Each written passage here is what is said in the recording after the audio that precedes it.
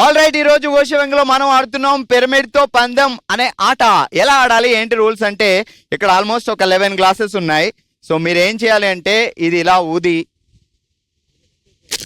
అలా అది పడేయాలి. గ్లాసుకు తగలకూడదు, ఓన్లీ ఆ డైకి తగలాలి. డై తగిలి పడాలి. మీరు అక్కడి నుంచి స్టార్ట్ చేయాలి. ఒక్కొక్క గ్లాసు తీసుకొచ్చి 4, 3, 2, 1 అలా పిరమిడ్ పెట్టాలి. సో ఇదంతా టైం డ్యూరేషన్ మీద డిపెండ్ అయి ఉంటుంది.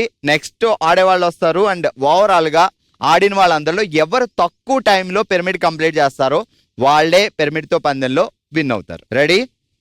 3, 2, 1 స్టార్ట్. అది ఆ గ్లాస్ తీసుకురండి.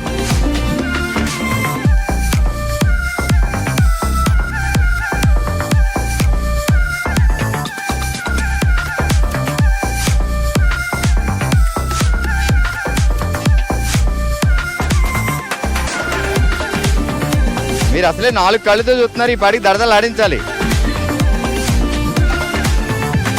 వెళ్ళింది. ఇప్పుడు అది తోసేడు. పిరమిడ్ పడిపోతే మార్కులు రావు. పిరమిడ్ జాగ్రత్తగా పెట్టండి.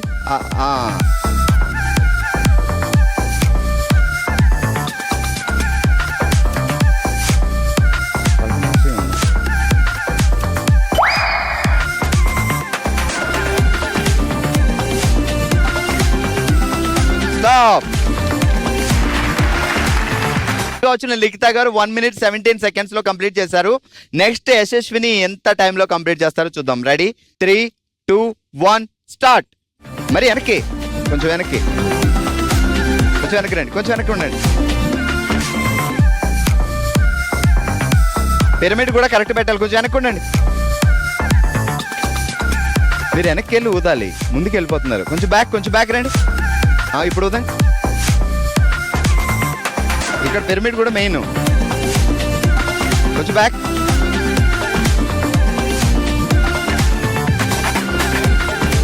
మీరు ముందుకు వెళ్తున్నారు కాబట్టి ఎల్లో అంతా ఒక లైన్లో రావాలి, ఆరెంజ్ అంతా ఒక లైన్లో రావాలి. ఎల్లో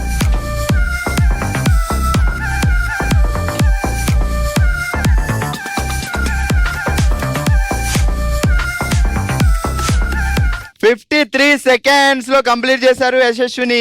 నెక్స్ట్ శారద గారు ఆడుతున్నారు. శారద గారు అది తీసుకురండి. అది మొత్తం గ్లాసుల్ని వేసేస్తారు. తెచ్చుకోండి.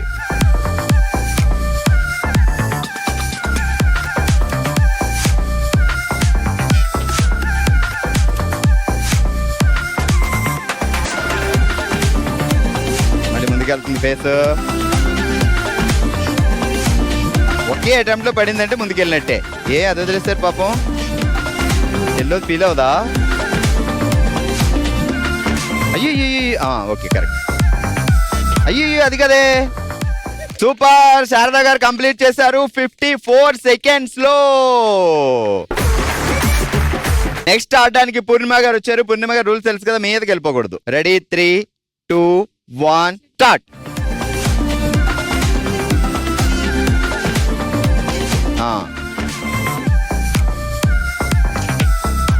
మనం ఇటు నుంచి అటు వెళ్తామా? పిరమిడ్ పడిపోయినా మళ్ళీ సెట్ చేయాలి, టైం వేస్ట్ అవుద్ది. ముందు నుంచే జాగ్రత్త పెట్టుకోండి.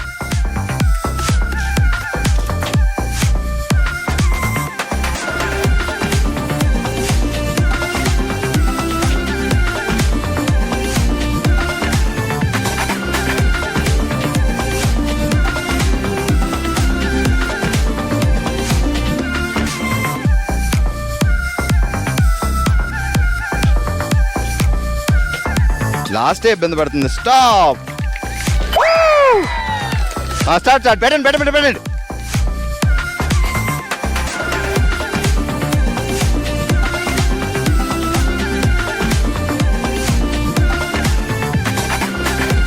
అమ్మా. ఆల్రెడీ ఈరోజు ఓషవంగ్ లో మనం ఆడాం పిరమిడ్ తో పందెం అనే ఆట. అందరికంటే తక్కువ టైంలో కంప్లీట్ చేసి విన్నర్ గా నిలిచారు యశస్విని. సెకండ్ ప్లేస్ లో ఉన్నారు శారదా గారు. థర్డ్ ప్లేస్ లో ఉన్నారు పూర్ణిమ గారు. కంగ్రాచులేషన్స్.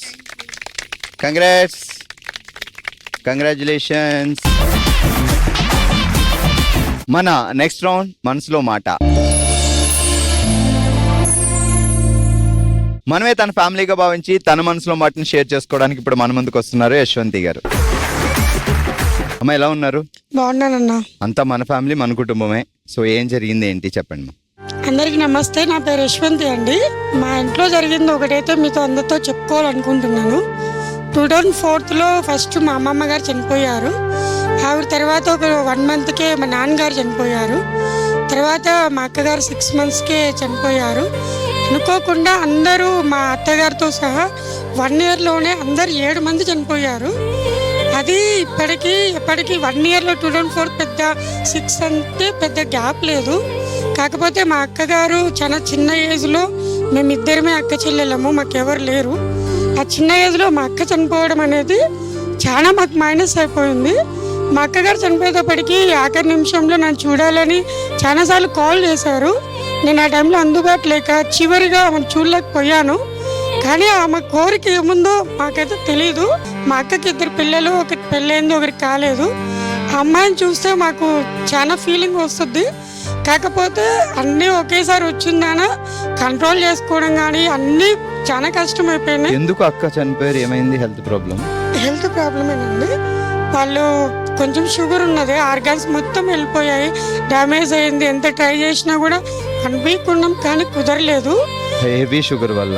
సో ట్రీట్మెంట్ తీసుకోవట్లేదు. షుగర్ తీసుకున్న ఆర్గాన్స్ వర్క్ అవ్వలేదండి.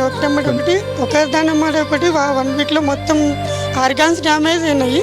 కాకపోతే నన్ను చిన్నప్పటి నుంచి పెంచింది, నా అన్ని కార్యక్రమాలు కూడా చేసింది మా అక్కనే. బట్ ఆమె చివరిసారిగా పోలేకపోయానని మాత్రం నా జీవితంలో పెద్ద లోటు అండి. నాన్నగారు ఎందుకు చనిపోయారు? మా నాన్నకి ఒకటే ప్రాబ్లం అండి, షుగర్. ఇద్దరికి ఆర్గాన్స్ దెబ్బతిన్నాయి, ఇద్దరికి ఒకటే ప్రాబ్లము. ఇద్దరు చూడనికి కూడా ఒకేలాగా ఉంటారు. 6 monthsలో ఇద్దరు వెళ్ళిపోయారు. వాళ్ళు వెళ్తూనే సొంత మా అత్తగారు చనిపోయారు. ఇంకొక ఇన్సిడెంట్స్ అంటే ఈ రోజు వచ్చే ముందరే ఇప్పుడే మా మేనత్త గారు చనిపోయారని ఫోన్ వచ్చింది. కాకపోతే అంతా రెడీ, ఇక్కడికి వచ్చేసాను కదా, బెంగళూరు దూరం. 1 yearలో అందరు వెళ్ళిపోయి ఒంటరిగా మిగిలిపోయానండి. అమ్మ ఎక్కడున్నారు ఇప్పుడు? అమ్మకి కూడా క్యాన్సర్ వచ్చింది, 4th stageలో ఉంది. అమ్మని చూసుకొని కూడా నేను ఒక్కదాన్నే ఉన్నాను. మీ దగ్గర ఉంటారు అమ్మ? బట్ గ్రేట్ మా, అంటే ఇద్దరు అమ్మాయిలైనా అబ్బాయి లేడు అనే లోటుని మీరు తీరుస్తున్నారు. కొడుకులా కూతుర్లా అమ్మని చూసుకుంటున్నారు. అండ్ క్యాన్సర్ అడ్వాన్స్ స్టేజ్ లో ఉన్నది అంటే చాలా జాగ్రత్త తీసుకోవాలి. సో 3 months అక్కడే ఉండి సింగిల్ లీడ్ చేసుకొని అమ్మని చూసుకొని తీసుకొచ్చుకున్నాను. కానీ అమ్మ కూడా లాస్ట్ స్టేజ్ అండి. కానీ మా అక్క పోయిన తర్వాత నాకు మా అమ్మని చూసుకోవడం చాలా కష్టమైపోయింది. ఎందుకంటే ఆమె ఇంట్లో ఉండి చూసుకునేది, హాస్పిటల్లో నేను చూసుకునేది. నాకు 2 చిన్న పిల్లలు. అవన్నీ లేట్ చేయడానికి నాకు మెంటల్లీ అన్నిటికీ సపోర్ట్ చేసింది మా వారే అండి. అంటే అక్కున్నా కొంచెం మాట్లాడుకోవడానికి కూడా ఎలా ఉంది అమ్మ, ఎలా ఏంటి అని. మా అక్క మా నాన్నతో సమానం అండి.